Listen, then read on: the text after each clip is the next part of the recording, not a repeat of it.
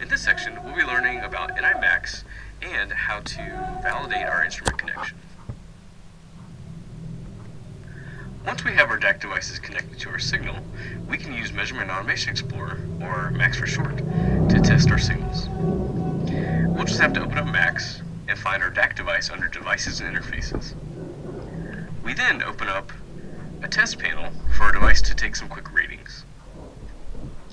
MAX usually knows a lot about the hardware connected, so it oftentimes has default options set up for you, such as the input configuration. In the upcoming demo, we'll go into this a little deeper. So let's take a few minutes to go over our course hardware. So this is the compact DAQ demo box that we'll be using.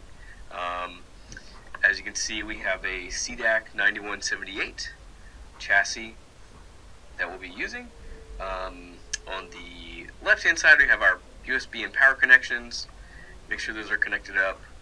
And then over on the bottom left-hand part, you can actually see that we have the strain gauge right here, and then a couple LED lights that we can be controlling with our digital output modules, as well as a trigger. And if you look in the recess right here, we actually have a speaker that we'll be playing around with later on in the course. So in the center right here, we have our sound and vibration signal simulator. This basically just simulates and runs a fan, a balanced fan, so it'll be running properly, and then it has an unbalanced fan, so let's say the fan is broken or something, so you should see fluctuations in the acceleration and whatnot. So we'll be reading XY accelerations off of this. There are some other audio inputs and outputs, and a few other things that we can read off of the sound and vibration signal simulator. And on the very right hand side over here, we actually have a light sensor. So we'll be playing around with that in the next demo coming up. And so inside of the CDAQ 9178, we have a couple modules. I'll just read them off starting from the left-hand side. So in slot 1, we have a 9236. In slot 2, we have a 9213. In slot 3, there's a 9472. In slot 4, there's a 9263. And then we skip 2 slots, and we have a 9234 in slot 7, and then a 9215 in slot 8. And so this first demo that's going to happen next is going to use the 9215 analog input modules to read from the light sensor.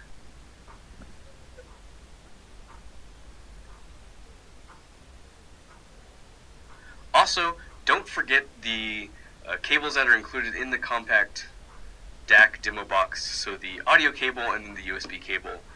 Make sure you've located those.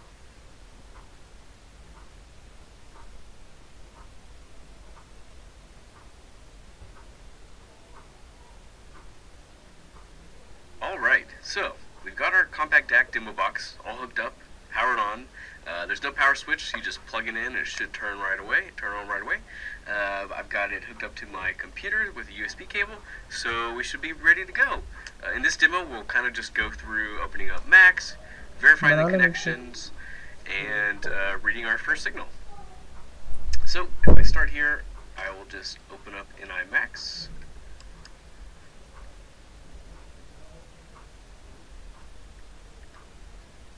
If this is your first time starting MAX up, it might take a little while to get going. So to find our CDAQ, which is in our compact DAQ demo box, we'll just expand Devices and Interfaces. And it should show up right in here, right? So we can see right here, we've got our 9178, which is just named CDAQ 1. I can expand it to see all the modules underneath. And the one that we're really going to be focusing on in this demo is just the 9215 module, which is actually just connected to the little solar panel in the compact demo box. So we'll just be able to see how much light's being reflected. If I shine my light on the sensor, it should go up to its maximum voltage. If you want to know more about the actual little solar panel that we're using, you can find it in the participant guide in the appendix. So if you look through that, you can see that it has a voltage output of 0.5 volts. So knowing that, we can assume that if it has its full amount of light shining on it, that we're going to get 0.5 volts. But let's say I want more info on the 9215 module. I can simply right-click the module, and we have a few options here. So let's say I want to see device pinouts. They're right here, so I can click on device pinouts, and I immediately get a chart of our module. So for the solar panel, we've just got a positive and a negative lead, which we're plugging into analog input 0 channels, so red lead in the positive and the black lead in the negative. Pretty simple. But let's say I wanted to know a little bit more about the 9215 module. One way to find that out is if I right-click this and I go to Help, and then I can go to Online Device Documentation. So this will actually just bring up our website with some search terms already put into it. What I'm actually looking for is the data sheet, and our search can be a little finicky at sometimes, so always check the second page, and it's right here. So I'm looking at the 9215 data sheet. It's got a lot of useful info on it. So what I'm really looking for is just kind of a list of sample rates. So in this chart right here, we can see a bunch of different C-series modules. They've got their sample rates listed, some other helpful info. I can see 9215, 4 differential channels, 100 kilosamples per second per channel. And then let's say I just want to know, well, what kind of ADC does it have? I can scroll through the data sheet, and I can look in the specifications section, and I've got type of ADC, a SAR ADC, and with a resolution of 16 bits. So not bad, pretty good. And then if I go further, I can see even more info, maximum minimum voltages, all sorts of stuff. Calibration information. This is all good to know about your module. So I've checked out the 9215 datasheet. Let's get cracking and let's look at a test panel and take our first readings. So I've got the 9215 module selected here.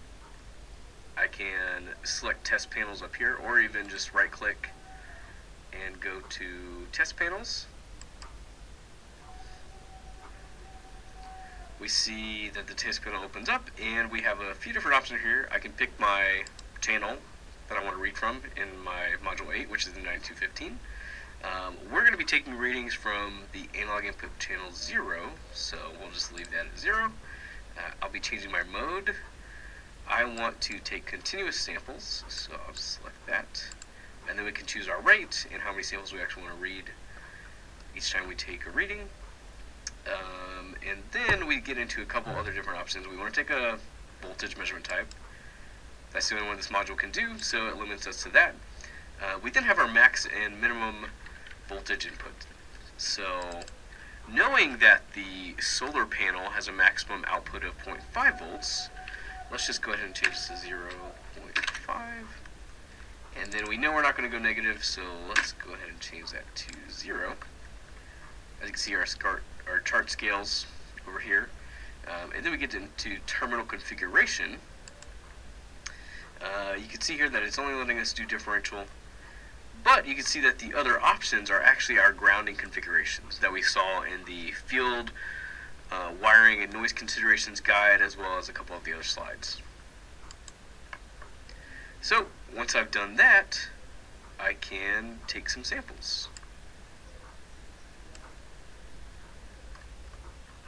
So let's turn this auto scale off, and to actually change the limits, we can just, you have to double click and just type in 0.5. So we know our signal is only going to go up to 0.5, and then actually let's change this bottom one to 0. So that's a lot better picture. Remember, if you want to change the chart axes, you just have to double click and then type in. So we can see that my light reading is taking 0.1 volts. So actually, if I put my hand over the light sensor, we should see it change. So I'm covering up, and now it's almost down to 0. And likewise, if I shine my light on it, my little flashlight here, we can see it go all the way up to 0.5, or close to 0.5. There we go. So, we just saw how we opened up NI MAX. We found our hardware already connected. We kind of looked into the data sheets, looked at the pinouts, and we took a quick reading. So we verified our readings are correct. We're at a great starting point.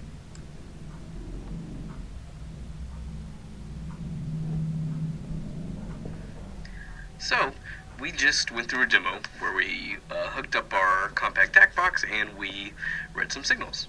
So that was in NI MAX using a test panel. Now we're going to see how that kind of translates into using the DAQmx API. Now we're going to actually start jumping into programming with DAQmx. So for a quick comparison, we can see that on the right hand side we actually have our test panel input, all of the settings that were automatically popped up.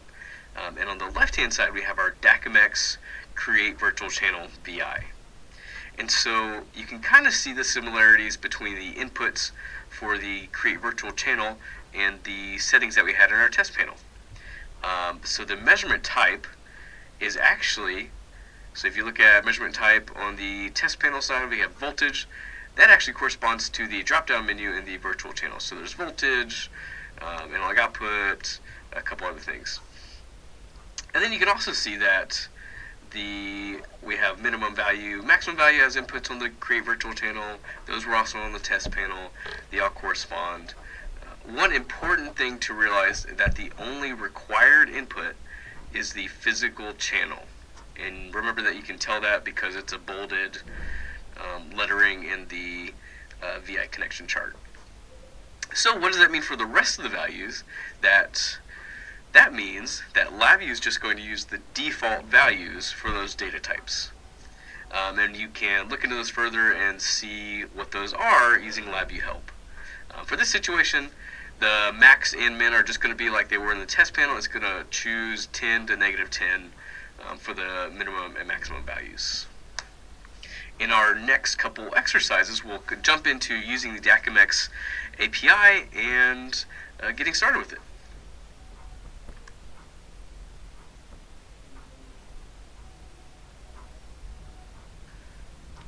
So in this exercise, we'll actually be doing kind of what I did in the demonstration, but now we're going to, instead of using a test panel, we'll actually use the DAQmx API.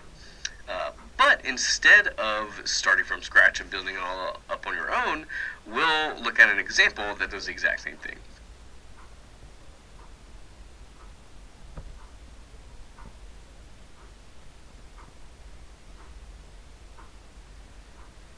In this exercise, we're testing out our solar panel to make sure it's functioning properly with our 9215 module. So the first step is actually to check out the solar panel specs, and this can be found in the appendix of your participant guide. So I've got them right here. We can see a few interesting facts, like the voltage is 0.5 volts, and we can also see our diagram setup, our wiring diagram.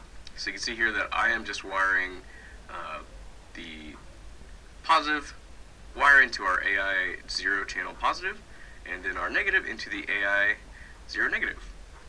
And so what you can infer from this is that this solar panel is not grounded, so it's going to be a floating sensor source, and then the type of terminal configuration that we have with our wiring setup is just differential.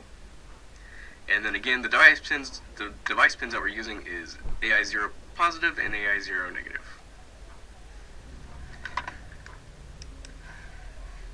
And so now I'll just open up LabVIEW and we'll just find the example we're working with. So again, to get to the example, you just go to Help, Find Examples,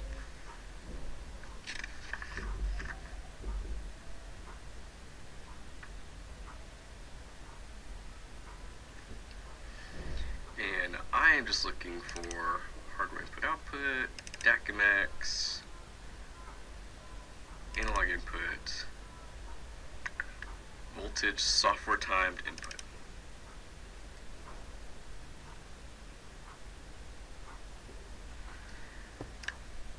And we've got our example VI. So you can see that the front panel is pretty similar to what we have in our NI MAX setup. So the first thing I need to do is actually change the physical channel to what we're actually working with. So if I drop this down here, I'm working with CDAQ1, and the 9215 module is in slot 8. So we're just working with analog input 0 channel. Select that. We do also know that the maximum voltage that we can have is 0.5 volts. So we can change this to that. And then let's take a second to look through the block diagram. So you can see here we're setting up our analog input virtual channel, starting the task. We're reading all of our data in this loop right here, and then we close and clear the task, which we'll learn about in a later exercise, in a later chapter.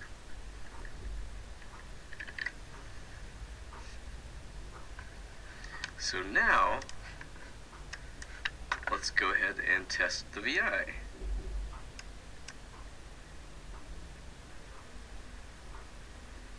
We do have it set to auto scale, so if we turn auto scale off, and I can change my schedule this. So you can see I'm starting at 0 and going to 0.5. So our light sensor isn't taking much light, but if I turn on my flashlight and I light up the light sensor, oh, there it goes. I can see the voltage increase, and I'm almost getting it to 0.5. There we go. I've got it right on the light. I've got the light right on the light sensor, so we're getting the full voltage out of it. Then I take it away, and of course it goes back down.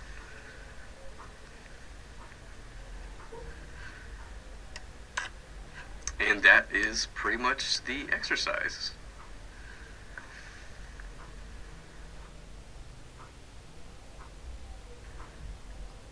In this exercise, you opened the LabVIEW example, voltage software timed, and took a voltage measurement using the NI 9215 and a solar panel.